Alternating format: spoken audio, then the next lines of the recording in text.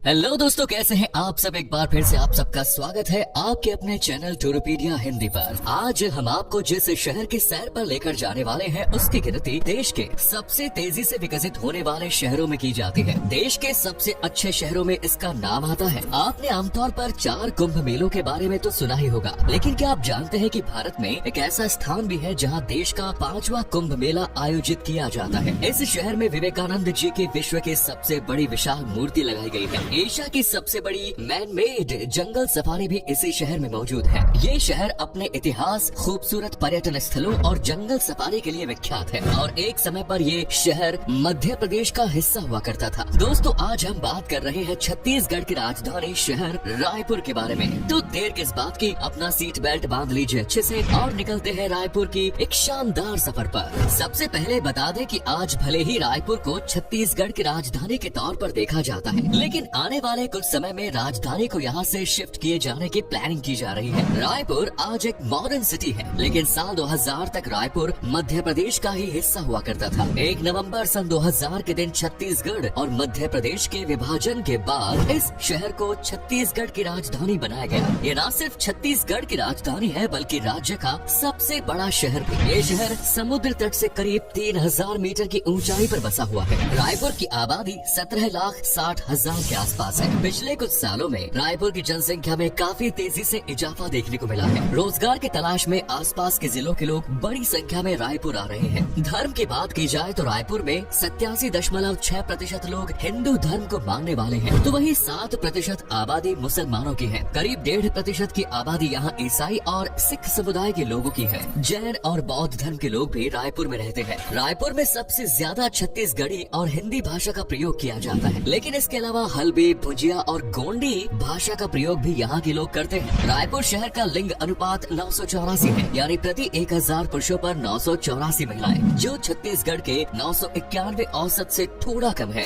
इस शहर का जिक्र कई पौराणिक ग्रंथों और वेदों में भी कई दफा किया गया है, जिससे अंदाजा लगाया जा सकता है कि ये शहर कितना प्राचीन है। इसका इतिहास वाकई में काफी पुराना है। वेदों के अनुसार रायपुर को सत्य युग में कनकपुर, त्रेता युग में हाटकपुर और द्वापर युग में कंचनपुर के नाम से जाना जाता था। लेकिन आज जो रायपुर हमारे सामने है, जिसकी स्थापना 14वीं शताब्दी में कलचरी वंश के राजा रामचंद्र ने अपने पुत्र ब्रह्मदेव राय के नाम पर की थी, रायपुर हैहिया साम्राज्य और दक्षिण कौशल का भी हिस्सा रहा है। कुछ इतिहासकारों का मानना है कि रायपुर शहर को पहली शताब्दी में बसा दिया गया था, लेकिन सबसे पुख्ता प्रमाण 14वीं शताब्दी के ही देखने को मिलते हैं। भोसले राजाओं के बाद रायपुर को ब्रिटिशर्स ने अपने अधीन ले लिया। रायपुर छत्तीसगढ़ का एक प्रमुख औद्योगिक केंद्र भी है।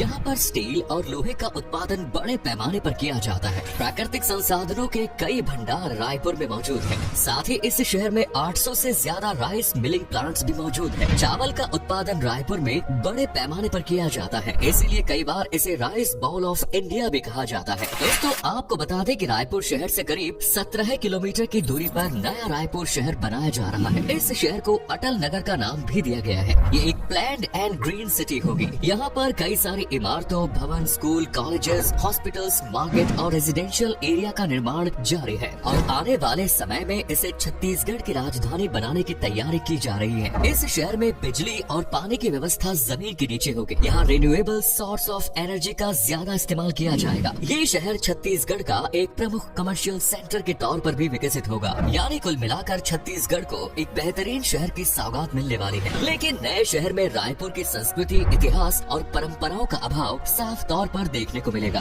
आपको बता दें कि रायपुर का लिटरेसी रेट लगभग 86% है। ये शहर एक प्रमुख एजुकेशनल हब के तौर पर अपनी पहचान बना चुका है। न सिर्फ छत्तीसगढ़ के बल्कि देश के कोने कोने से लोग रायपुर में शिक्षा प्राप्त करने आ रहे हैं। All India institute of medical science, central institute of petrochemicals, engineering and technology, Hidayatullah national law university जैसे कई प्रमुख शिक्षा के संस्थान मौजूद हैं, जहां हर साल हजारों की संख्या में बच्चे उच्च शिक्षा प्राप्त कर रहे हैं। भले ही रायपुर के लोग कितने भी पढ़े लिखे क्यों न हो, लेकिन यहाँ आज भी लोग अंधविश्वास और झाड़ फूक जैसी मान्यताओं पर विश्वास करते हैं। यहाँ बैगा नाम की एक जनजाति है। इस जनजाति की एक अजीब परंपरा है कि बैगा जनजाति के लोग अपने किसी लोग की मौत के बाद घर छोड़कर अपने लिए नई जगह तलाशते हैं और नई जगह जाकर नया घर बनाते हैं, क्योंकि ये लोग मानते हैं कि किसी अपनों की मौत की वजह से कुल देवता नाराज हो जाते हैं। कमाल है भाई। आपको बता दें कि रायपुर शहर का शहीद Veer Narayan Singh international cricket stadium Bharat का तीसरा और दुनिया का चौथा सबसे बड़ा क्रिकेट स्टेडियम है। रायपुर शहर अपने टेराकोटा के बर्तनों के लिए भी जाना जाता है, जो बेहद खूबसूरत लगते हैं। अगर आपको टेराकोटा का सामान खरीदना है तो रायपुर सबसे बेस्ट है।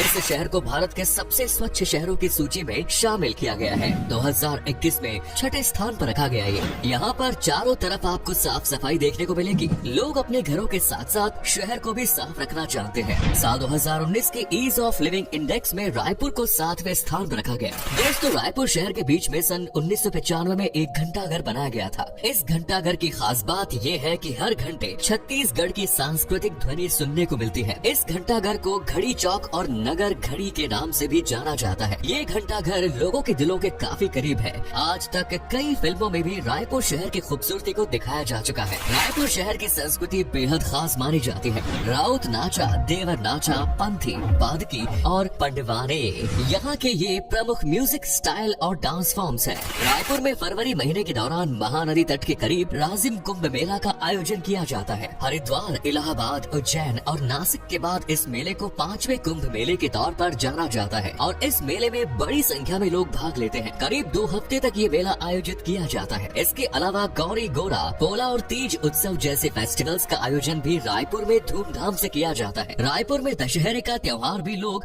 बड़े ही धूमधाम के साथ मनाते हैं। साथ ही चंपारण मेला हर साल जनवरी और फरवरी के महीने में आयोजित किया जाता है। दोस्तों, रायपुर सिर्फ त्योहारों के लिए ही नहीं बल्कि अपने खान पान के लिए भी प्रसिद्ध है। फरा, मुठिया, अंगकर, रोटी, चौसेला रोटी, तिलगुड़ आदि यहाँ की पारंपरिक डिशेज मानी जाती है। अगर आपको स्ट्रीट फूड पसंद है तो रायपुर आपको जरूर पसंद आएगा। यहाँ पर आप लिट्टी चोखा, आलू टिक्की चाट, समोसा, भजिया, दही पूरी, कचौरी जैसे कई फ्रूट्स स्वीट का स्वाद ले सकते हैं। तो वहीं मीठे में इमरती, जलेबी, जलेबा और जो जलेबी का ही एक भाग है और जो स्पंजी रसगुल्ला, सूजी मिल्क टोस्ट जरूर ट्राई करें। साथ ही रायपुर की लठमार चाय का स्वाद भी जरूर लीजिए। अब वक्त आ गया है रायपुर की उन जगहों के बारे में जानने का जहां आप अपने दोस्तों और फैमिली के साथ घूमने के लिए जा सकते हैं। आपको बता दें कि रायपुर एक साफ सुथरा शहर है और सेफ्टी के लिहाज से भी ये शहर अच्छा माना जाता है। तो आपको यहाँ अकेले घूमने में भी कोई परेशानी नहीं होगी। नंदन वन जू एंड सफारी रायपुर की सबसे लोकप्रिय टूरिस्ट डेस्टिनेशन मानी जाती है। ये एक मैन मेड सफारी है जहाँ कई प्रकार के जानवरों को आप देख सकते हैं। यहाँ पर कुल 4 सफारी है। Herbivore safari, bear safari, tiger safari और लायन सफारी का आनंद आप अपनी सहूलियत के अनुसार ले सकते हैं। महामाया देवी मंदिर भी रायपुर में काफी प्रसिद्ध है। ये मंदिर करीब 900 साल पुराना माना जाता है। अगर आपको प्रकृति की खूबसूरती का करीब से दीदार करना है तो घाट रानी वाटरफॉल्स एक बार जरूर विजिट करें। ऊंचाई से गिरता झरना